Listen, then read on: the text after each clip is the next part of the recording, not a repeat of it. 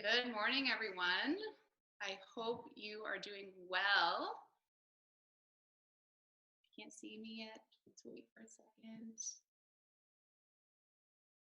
Awesome. Good morning, everyone. I hope you're having a wonderful day. Thank you so much for joining us at UBC Camp's Play and Learn at Home live stream.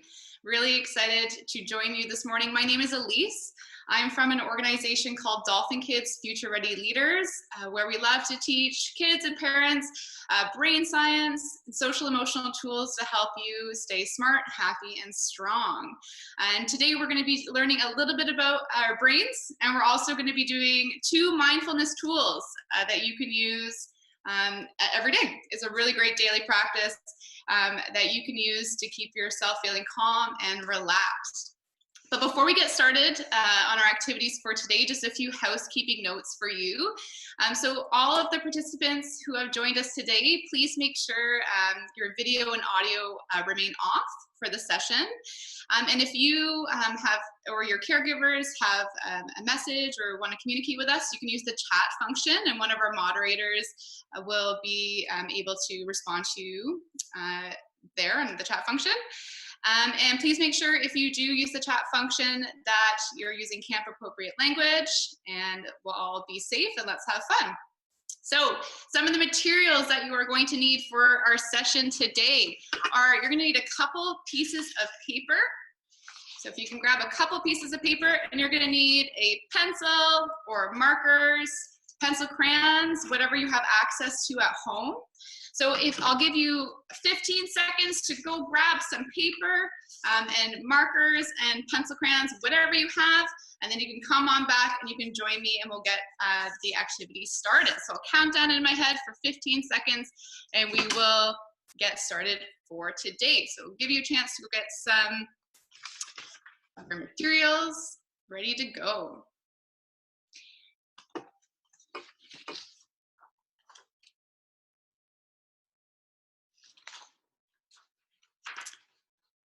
All right, awesome. I hope everyone had a chance to go grab some of your materials. If you need a few more seconds, that's okay. We're gonna start with what I love to call an emotions check-in. So just love to start, kind of gauge and think about a little bit about how we're feeling today. And our emotions check-in really ties into our brain science word of the day as well. So if you have your piece of paper ready and your marker and pencil crayons ready, what I would love for you to do is first draw a big circle in the middle of your paper. So you can draw a big circle in the middle of your paper. And then after you draw your circle, what I would love for you to do is just close your eyes for a second.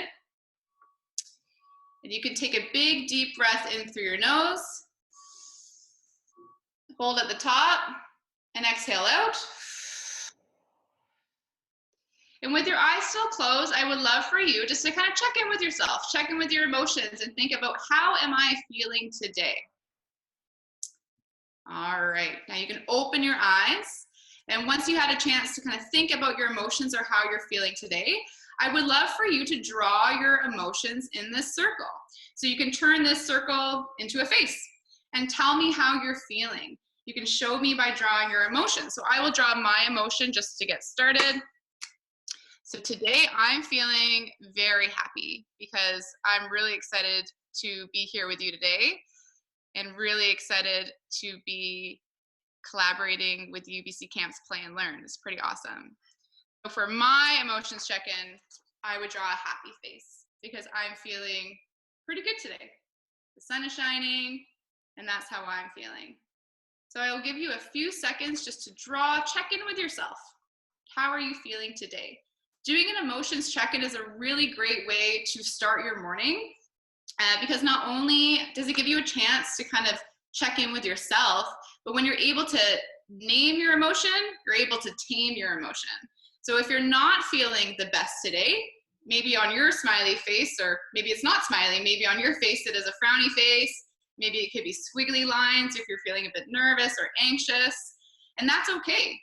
But doing an emotions check-in and being able to check in with yourself, it's a really great way to be able to tame your emotions. So if you can name it, you can tame it. So if you are feeling maybe a bit stressed, maybe a bit confused today, maybe a bit nervous about something. Recognizing that and understanding that emotion, hopefully some of the tools that we practice today in this session, you'll be able to use to calm your mind and your body down. So I'll give you a few more seconds. I hope everyone had a chance to kind of create their emotions check-in for today. Awesome. And I would encourage you to revisit this a little bit later today. So maybe this morning maybe you're tired, you're not feeling the best this morning, but maybe later today, or maybe even after this session, or if you get a chance to go outside or spend some time with your family at home, maybe your emotions might change. So I encourage you to even do this again later tonight, maybe even before bed. You can, again, check in with yourself, check in with your emotions, and do a little check-in. It's always a nice way to start and end your day. Awesome. Okay, so now that we have our emotions check-in done, I hope everyone is feeling great today. And if you're not, I hope you do feel great after this session. We're going to be doing a few mindfulness activities. And actually our emotions check-in really ties in with our brain science word of the day. Now, I didn't have a chance to fill out all of the letters for the brain science word of the day. So I'm really hoping at home you can shout out some letters that you think might be in the brain science word of the day. So take a look. Again, it ties in with emotions.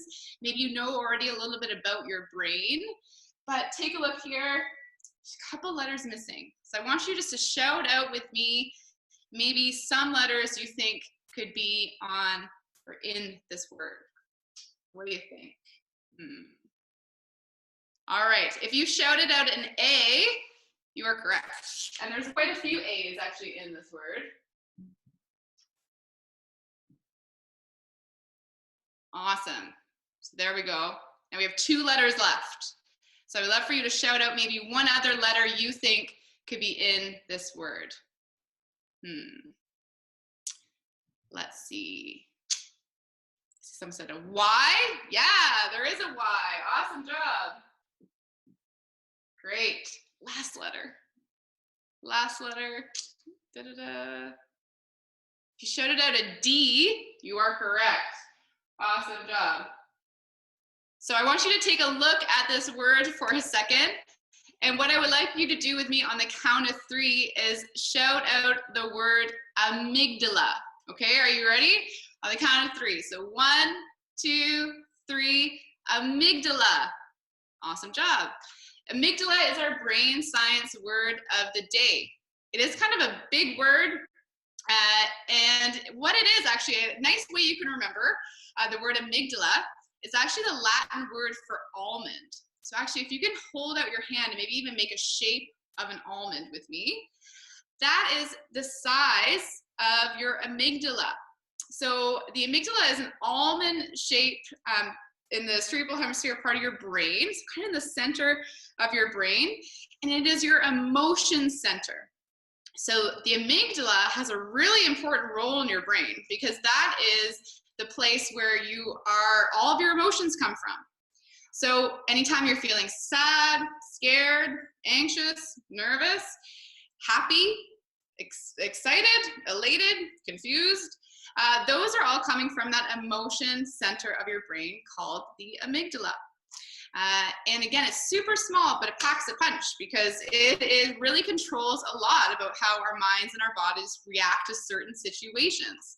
And there's actually 3 ways our minds and our bodies are hardwired to react to certain situations that can make us feel scared or stressed. I'm wondering if anyone can guess what those 3 responses are. And I'll give you a hint. They all start with the letter F. So there's 3 main responses. Our body and our amygdala signals to our minds and our bodies to react when we're feeling a bit stressed or nervous.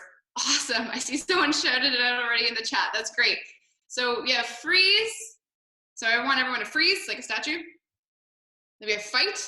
You put your dukes up. And then we have flight. Fly around. Awesome. I'm going to shout it out one more time and I want you to show me the motions. Freeze. Fight. And flight. Fly around, fly around, fly around. Awesome. So at freeze, is one where we kind of feel frozen. We don't know how to react.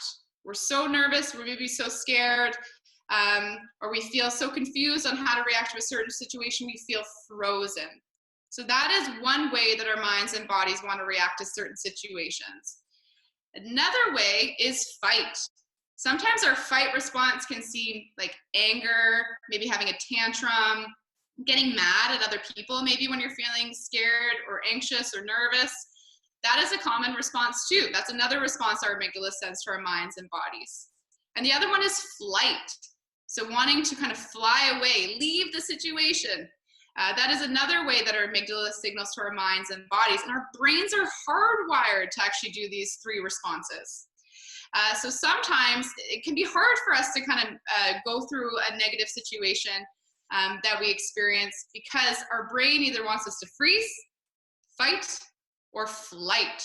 So sometimes what we call, it's called the amygdala hijack. It can kind of take over your prefrontal cortex part of your brain, and sometimes it's hard for us to make decisions, and because all we want to do is those three responses, so freeze, fight, and flight.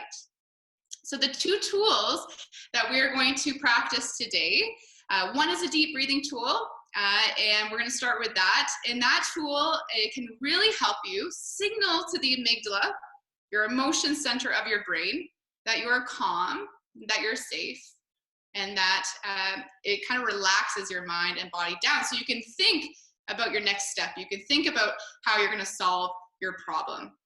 So one of the breathing tools we are going to learn today is called box breathing. And box breathing is a really awesome tool that you can use to practice your deep belly breaths. So if you've ever felt nervous before, you tap your brain if you've ever felt nervous before. I've definitely felt nervous before. And that feeling sometimes is we get like deep, shallow chest breaths. But one thing for deep breathing that you really want to practice is deep belly breaths. So if everyone can take your hand and put your hand on your belly, one thing I really want you to practice is taking a big deep breath in and then slow exhale out. I want you to think about what you notice for that. What does your belly do?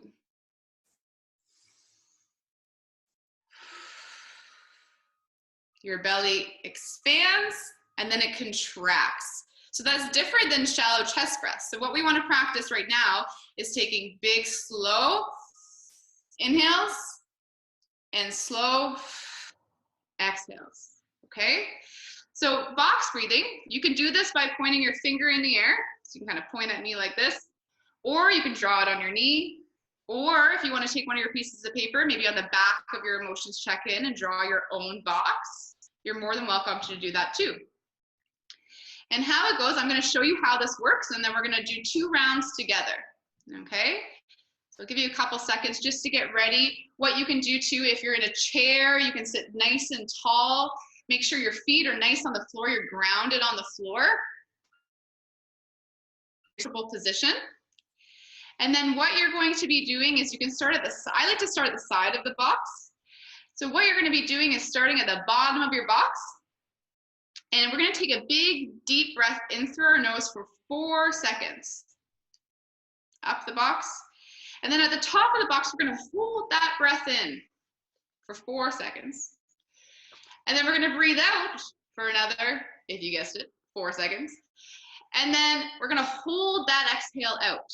Okay, so kind of push that exhale out even a little bit farther. Okay, so we'll start at the side of our box. And again, you can do this in the air if you'd like. You don't have to draw the box out. You can even do it on your knee, or you can even sit with your eyes closed and visualize the box in your mind. If you want to do it more of a visualization technique, you're more than welcome to do that too. All right, so we're going to get started. So I love everyone again, sit nice and tall, feet on the ground. And we're going to take a big deep breath in through our nose. Hold. Exhale. Hold. Awesome job. Okay, we're going to try that one more time. So again, if you, so inhale, hold, exhale, hold. Okay, let's try that one more time. So take a big, deep breath in through your nose.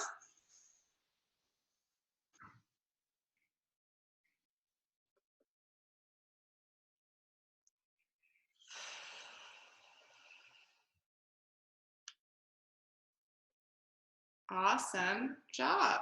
So box breathing, any type of deep breathing strategy that you know or that you've practiced before can really signal to your amygdala that you're calm and that you're safe.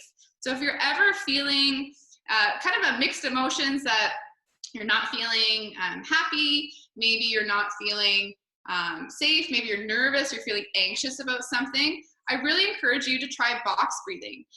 Box breathing is a really great tool, again, to signal to your mind and body that you're calm and that you're relaxed. Even just taking a couple deep breaths has tons of positive brain boosting, sends brain boosting chemicals, dopamine and serotonin to your brain, so it can automatically make you feel happy and more optimistic, maybe even about a challenge or an obstacle that you have to face. Okay, the first tool is box breathing. I really encourage you to practice this one as well. Maybe show your parents, your family, friends how this one works. It's a really great tool. The second tool I love to show you. So what you're going to need now is, again, your piece of paper and some markers. But the second tool we are going to practice is gratitude. Now, I love gratitude journaling. It has tons of powerful benefits. It not only can, even if you do it before bed, not only can it help you sleep better, but it can also help you make you have more feelings of optimism and, again, happiness. And what it does to, when you are thinking about positive things and things that you are grateful for, another way of thinking of gratitude is thankful, things that you are happy to have in your life. It sends, again, signals to your amygdala and to your brain, feelings of positivity, which can really help us feel calm, relaxed, and it can help us kind of handle maybe negative situations with more positive thinking and optimism. So what I would love for you to do on your piece of paper that you can split it into 4 sections. So you can either fold your paper like this, split it into 4 sections that way. What I did for my piece of paper was just used a marker, and I just broke my page into 4 sections. So I'll give you a few seconds just to kind of do that and get that organized. And what we're going to be doing on this piece of paper is each box is going to represent a different category, something that we can kind of think about and visualize what we are grateful for. So in your first box, if you're ready to go, I would love for you to think of a person. What is one person you are very grateful for? Someone you are very grateful to have in your life. So for my example, what I did, someone I am very grateful for is my dad. My dad is someone that I am very grateful for. So take a second just to think about who you are grateful for and one person you are grateful for. If you have more than one person, you're more than welcome to draw more than one. That is totally fine. I would just love to see a person that you're grateful for, maybe people you're grateful for. Awesome. Okay, if you are ready to move on to the next box, this one I want you to think of a place you are grateful for. One place you're grateful for. So that could be a special maybe spot in your home that you're grateful for. That could be a place that maybe your family and you love to visit. Or I would love for you to think of anywhere that's really special to you. My example that I did was the mountains. So I live really close to the mountains, and I know if you live in BC, we're lucky to be living close to the mountains. So the mountains are very special to me, a place that I love to go to kind of clear my head, and I'm very grateful to be close to the mountains. So I'd love for you to draw a place that you will feel very grateful for. Give you a few seconds to do that. Awesome. And then the third box, I would love for you to think, and one of my favorite topics, food. What is a food that you are grateful for? Something that you maybe really look forward to, if mom or dad, or maybe you, if you love to cook, something that you are grateful for to be able to eat and have access to. For me, and I don't know if there's any pizza fans out there, but I love veggie pizza. So I'm very grateful for veggie pizza. I love cooking pizza at home. And that is one thing I love looking forward to baking and cooking is pizza. That's my one thing. So I would love for you to let me know what your favorite food is, something that you are very grateful for. And I'll give you a few seconds too, just to draw in that box. And if you didn't get a chance to finish all the other boxes, that's okay. You can always go back. Again, this is a really great practice for you to do every day. You can practice this every day. Nice thing to even post on the fridge. And if you do post anything, please share it with us at hashtag UBC Play and Learn. We'd love for you to see what you created. Okay, wonderful. So hopefully you have a person, a place, and a food. And the last but not least category is an object or an item. So what is an object or an item that you are very grateful to have? Maybe right now it could be a bike because you get outside and you get some exercise. Or maybe it is a certain toy or a certain object or item that you have at your home that you're really grateful for. My example that I have is photo albums. I am very grateful for photo albums. I love pictures, and I love taking pictures of family, and I have lots of memories in photo albums. So that is one thing that I'm very grateful to have, because it really reminds me of all the wonderful memories that I've had and made with friends and family. Awesome job. So keep drawing. I would love to see what you've created. Again, this practice of gratitude and kind of thinking about things that make you feel really happy signal happy chemicals to your brain, to your amygdala, and automatically makes you feel happy. So again, I really encourage you to practice gratitude. An attitude of gratitude, if you practice it every day, you're really building those positive pathways in your brain, which is really important for an optimistic attitude and being able to kind of handle problems, handle any emotions that make you feel negative. Gratitude and practicing deep breathing strategies like box breathing are two really great tools that you can use. So keep drawing. I would love to see what you've created. Again, I'll show my examples of all the people I did in my boxes. So again, number 1 for person, I did my dad. Number 2, I did the mountains as my place. Number 3, I did veggie pizza as a food I'm grateful for. And number 4, I did photo albums as my object or item that I'm very grateful for. So I hope everyone had a chance to kind of write or draw some things that you are grateful for in there too. And again, if you even have some other ideas on how you practice gratitude or deep breathing strategies, that we would love to see how you practice these tools even at your own home.